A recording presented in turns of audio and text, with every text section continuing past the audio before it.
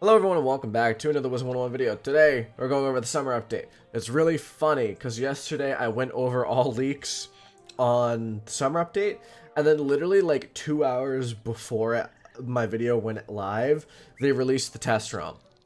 So, that's kind of effed up. Whatever. King's Isle, you just really like screwing me over, I guess. Today, we are going over the realm notes right here, just vibing in the commons in the background. Wait, you can see if I do that. Yeah, see, I'm vibing in the commons. There we go. I'm back. We're looking at the test realm notes. I find these to be interesting, and I have some ideas for future videos, specifically me going over the first time user experience in the new update. So we'll see. Let's get into it. So, it's summertime, and that means a hot new update to Wizard 101, currently on Test Realm. We've been working hard to continue to improve the beginning areas of the game and refining the quests along the way. Many quality of life improvements have been made that you may notice in your journey across the spiral. If you enjoy participating in the monthly calendar events, Beast Moon are being updated to include a new Beast Moon hunt map and beast forms. We are finalizing the revamp of our first-time user experience in Wizard City, which includes a new quest and narrative content for Firecat Alley, Cyclops Lane, Dark Cave, and Nightside. There may be some lost pets to help you find on your adventures, and I personally cannot wait for you to meet Lizzo Firespitter and Firecat Alley. Clarification: pop culture reference, not in collaboration with any real-life person or celebrity. Okay. So this is interesting. I do really hope that the first time user experience doesn't completely change Wizard City, because I would be extremely disappointed if players got to miss out or had to miss out on what I consider to be an iconic questline.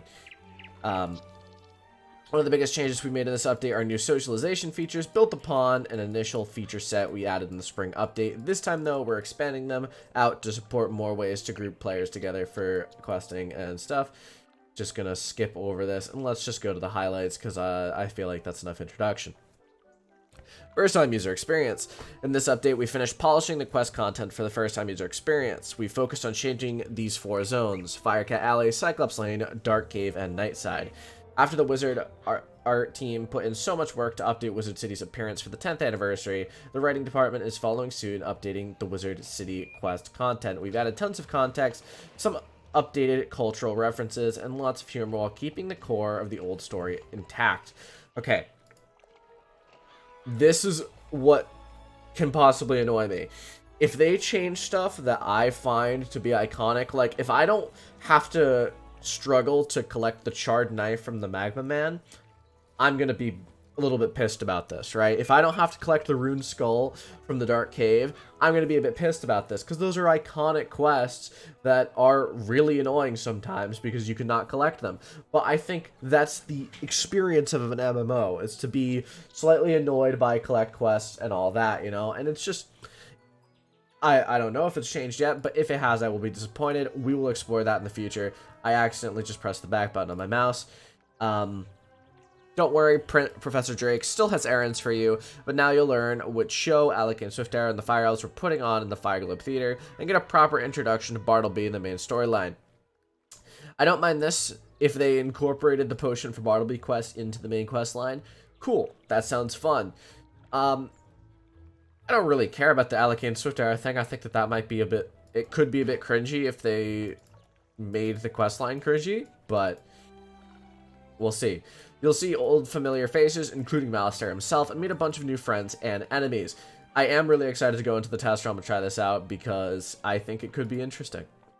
For players at the other end of the main line...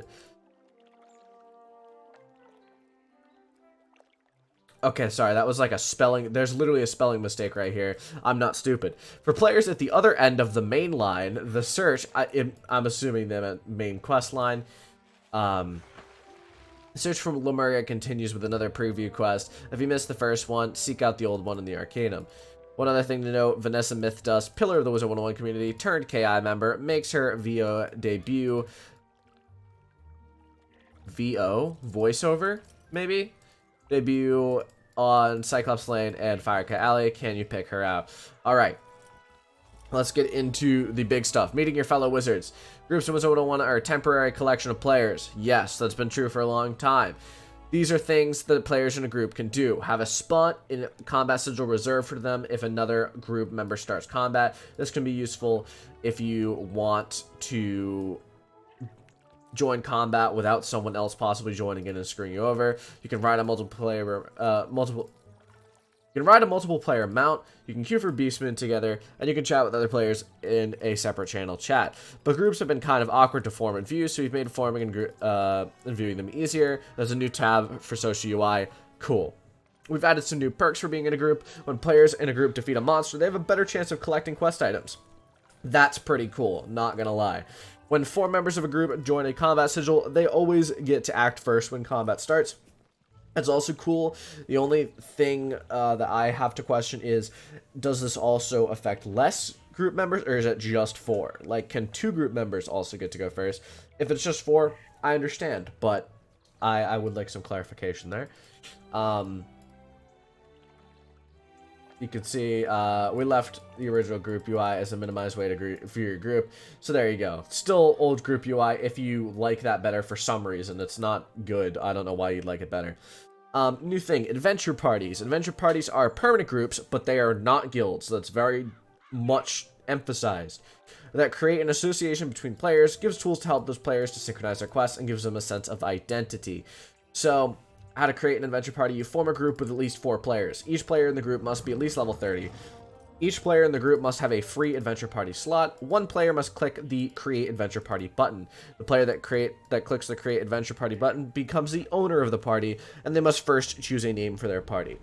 Once the owner chooses a name, an adventure party invitation is sent to all other members of the group. Each member of the group must agree to join, or its creation will fizzle. Adventure parties will display their name, their owner's name, the date that the party was created, how many members it has, and how many members are currently online. The latest message is also shown. Click on the adventure party details, yada yada yada. Okay, so it's kind of cool. Just this new feature you can see here. Let me open this image in a new tab. I know it's kind of low res, but you can at least see it bigger. You can see the members on the left side, and you can see there's more open slots. Player joins, created, whatever. Welcome the newest player added to the group. Questing appointment, you can see, let's meet in Wizard City today at 12 p.m. for questing. Cool. So it adds a way for players who, to specifically concrete, have a way to meet each other in quest, which I find to be really cool. It's a feature that this game could have used, because you can't put numbers in the chat unless you have open chat, right? So this allows for a way with players without open chat to easily communicate to other players when to quest. Next. I don't see anything interesting. Okay, you can see how to create the new messages here. You're doing what? Say a dungeon, where in Marleybone, what day, Thursday, at what time. There you go. It adds some pretty cool stuff. A few rules. To stay in Adventure Party, you must log in at least once every 30 days. That's not much of a problem. If the Adventure Party just has 1 player in it, the Adventure Party is disbanded. So what this also means is, if you want a smaller Adventure Party than 4 players, like if it's just you and say 2 other friends, you could create one with 4 people and then have that person leave if they don't want to stay in it. So it's just 3. There you go. Another peek at Lemuria. The Wizard City early story revisions aren't the only quest content added this update. The search for Lemuria continues. The first Lemuria pre-quest drew a strong response from fans, and we can't wait to see what you make of the second part. What is Lemuria? We'll do you one better. Where is Lemuria? We'll do you one even better. Why is Lemuria? Answers are coming. Also, more questions. If you missed the first Lemuria pre-quest, make sure you finish Caramel, then seek out the old one in the Arcanum. Cool. Cool. New Beast Moon events. Don't care. If you like Beast Moon, you can pause and read this. To me, it's just, I'm bored. New event rewards. We have new event rewards for both Beast Moon Hunt and Monster Mayhem. Yada, yada, yada. You can see the new rewards here. There's new Smellaments awards here, which are cool. New spell and combat changes. Combat sigil changes.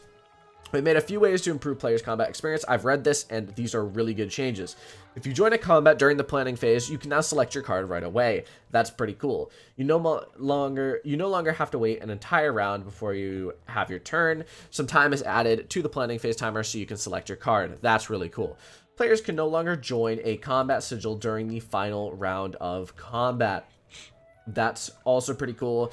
If you've also experienced this, I'm sure everyone's experienced this, is when you're literally just killing an enemy for a defeat quest, and then some random person just joins your combat as you kill them, so then you have to kill another one and waste more time. It's just really annoying. This prevents that. The player that summoned a henchman or a minion can now dismiss them by clicking the red X button. You are not refunded the mana or crowns you may have used, yada yada yada. That's, I guess, if you just don't want them anymore. When multiple players join a sigil, they're rewarded after combat with bonus wisps. So, yeah, so it looks like if multiple players will join a combat, there's some bonus wisps now, which are pretty cool. New spells and minion changes. Visit your Ravenwood professors to learn a brand new trainable spell. We knew that that existed. I went over those yesterday. Taunt and Pacify spells have newly updated mechanics, first seen on Shatterhorn and Grenader. The Water Elemental and Sprite Guardian minions have been updated. Spectral Minion and Sprite Guardian spells have been reduced. Cost, whatever. New Monstrology spell extracts. We went over those yesterday as well. PvP improvements.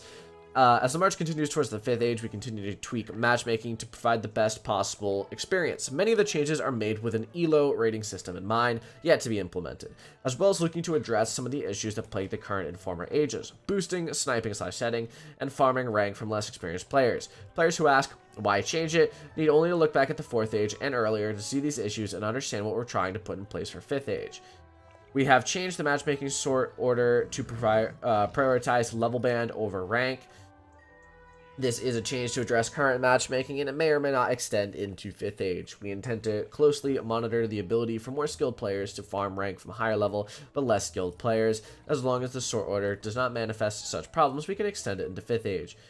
The matchmaking server will now sort players as follows: tier, level band, rank, rating. The two biggest issues we've had with our new matchmaking system since before the test route and subsequent update and hotfix is long queue times and mismatches, yada yada yada. New updates, PvP players pop off. It looks like they're working on updating it so that you have some good experiences with the PvP. TC gating, this change affects mostly low-level PvP, though because spells become available at all levels of play, has the potential to affect any level of PvP below max. This change affects PvP only and prevents players from drawing treasure cards from the sideboard if a player is below the minimum level for the TC. Okay, so are they adding levels to CCs? It looks like they are. You can see them on the side there. It's kind of blurry, but that's interesting. So